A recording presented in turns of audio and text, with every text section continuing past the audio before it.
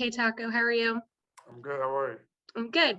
What was it like to get your first NBA start tonight, and how did it feel to be out on the floor with that group? I mean, it felt surreal.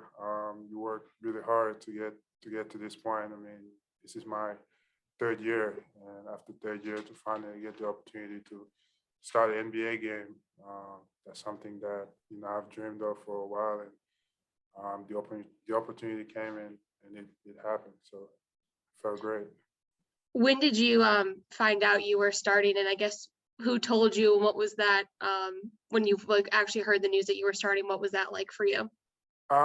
Yesterday during practice, I wasn't told anything, but I was in the first five Mhm. of the group, so I was like, "Oh, like is something happening? Like, am I starting?" And then this morning, while we were going to film, they told me I was starting at the five, and the conversation just kept going because we had other things to do. But from there, I was like, "Wow, this really happening."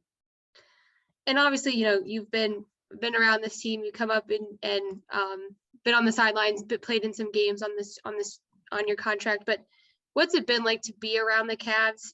Kind of through this first portion of the season, see what they're doing, get those opportunities, and then for like this kind of come to fruition for you. But like, what's this, I guess, first portion of the season been like for you around this team?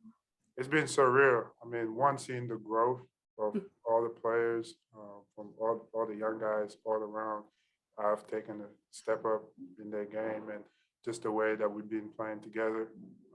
It's been remarkable, and the chemistry that we've had. I mean, it's pretty much started, from the get-go when everybody got here during the summer, during training camp, and it just carried into the season, and it's just been fun to see that, on the court and off the court, and seeing the results that came after that.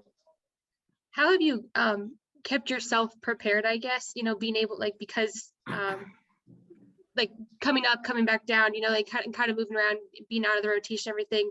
How have you just kept yourself prepared for these moments when your number is called and you get to go in and play? And just trying to stay ready mentally. It's been kind of hard, especially this last few days with all the COVID stuff going Mhm. around. They've been really, really careful. And I mean, since I think Friday was probably the last time I played. We played with the Charge, Mm. and I actually went to Vegas to play in the showcase. I got there, I believe, Saturday, and I was probably there for like 8 hours, and I was on the flight back to Cleveland. So all of that it's definitely been a lot on me, but the most important part, that I think I figured out, especially in the NBA, is you always got to be ready mentally, and then the rest will just follow. Thank you. Good B. Joe G. Keswick, excuse me, Tacko, before the game, JB talked about the fact that the Charge use similar terminology and things like that. Did that make the transition a little bit easier, just that you've kind of been used to it, working with the Cavs and the Charge both ways? Yeah, most definitely, it definitely helps. And with the Charge, we have an amazing coach as well, with Dan, to make sure that a lot of the stuff we do can carry the way with the Cavs. And I'm sure him, Dan, and Coach JB, they probably talk a lot about some of us that actually go back and forth. So they do a pretty good job of making sure that we stay ready. And I also spend a lot of time with the Cavs, whether it is in practice. I believe I've been to almost all the home games. So they've really done a good job of making sure that, I stay in the mix, so that whenever my name is called, I'm ready to go. I mean, the other part is the hardest part, I would say, is getting the other guys to get used to playing, with, I guess, with someone my size. And besides that, I mean, everything else been pretty smooth. And I know this is the third time we've played Boston this year, but the first time for you in the starting lineup. What did some of your former teammates say anything to you before the game, or give you any words of encouragement, anything like that?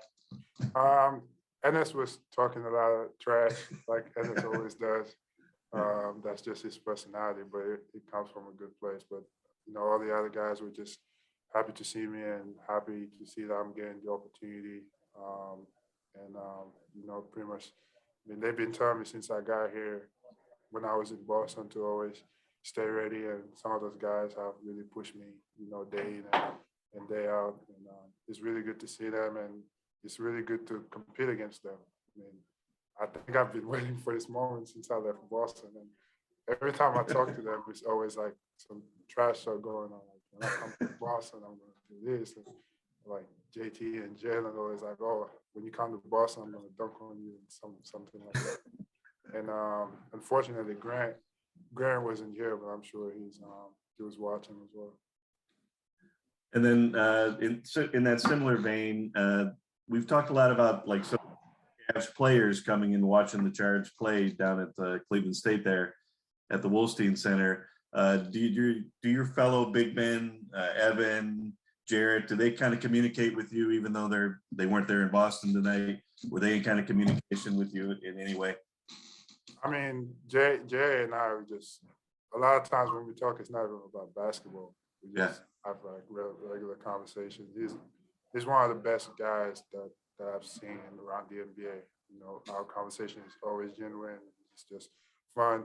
Evan is more on the quiet side, and I'm the older guy. So a lot of times when the conversation goes one way, it's like, oh, it's me trying to tell him this and that. But Evan is very receptive. He's also one of the best young guys, one of the most talented, and one of the best young guys I've been around. And for him to have come in and right away and doing the things that he's doing and the way he's helping this team is just phenomenal. And for me, I'm just, you know, happy to be part of it and trying to learn as much as possible from those two guys, and making sure that, you know, I stay ready and try to help this organization as much as I can.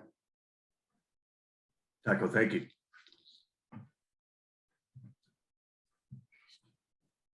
So, Evan. Evan Damerel, Facebook News. Tacko, you've played with Trey Scott a lot down with the Charge. How excited were you for him to see that he got the call up from the Cavs today? I was pumped. I mean, the whole time I was wondering if any guys from the Charge were going to get a call up, and it happened to be Trey, and I was really happy for him. Trey is a hard worker. I've known Trey since college. We used to go at it against Cincinnati. Now it's like, you know, my teammate with the Charge, and I was really happy to see him get a call up and, you know, get the opportunity to show what he can do at the NBA level. Thank you. We're going to go to in-person Ken to wrap things up with Tacko. Tacko, two quick things. You talk about how you felt to get that ovation when you first came out during a pregame introductions. Did you realize it? Did you hear it? I did. It was, I mean, felt really nostalgic.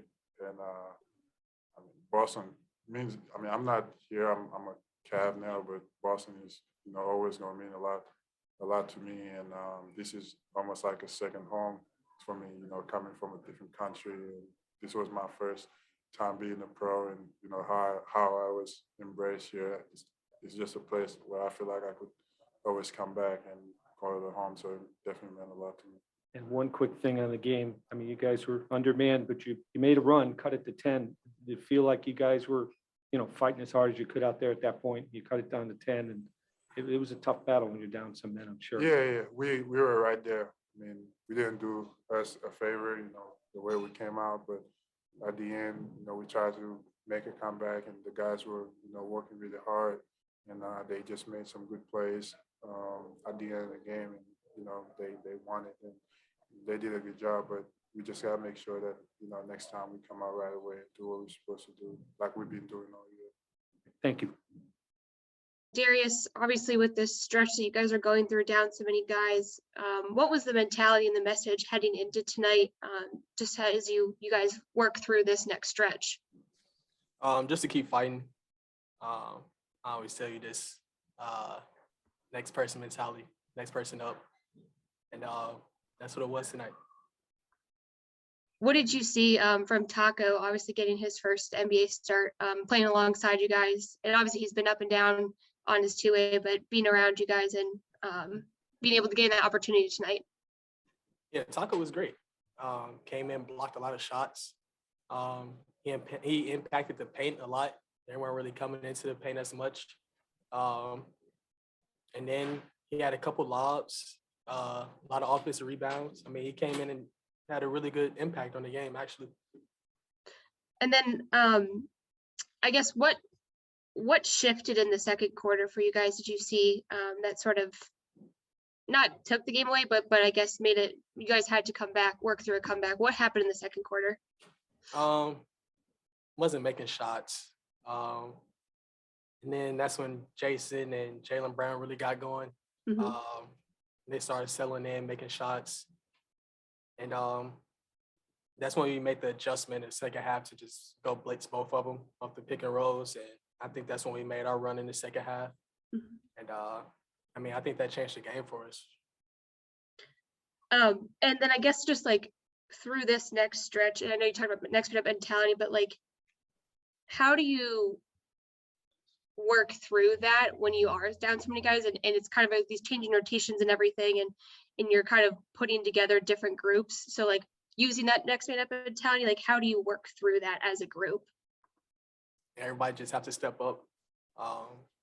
We're definitely smaller in the front court, so we all have to gain rebound. We have to pay attention to details on scouting reports. We have to know what we're doing offensively and defensively. And we almost have to be perfect right now. Everybody just have to step up and make the right play and just keep playing hard. That's what we did in the second half. We played hard. I think we cut it to like 10. We got it down to single digits, one of those. And we just got to just keep fighting. Just keep playing our basketball, and our identity is to play hard and don't back down. So that's what we have to do.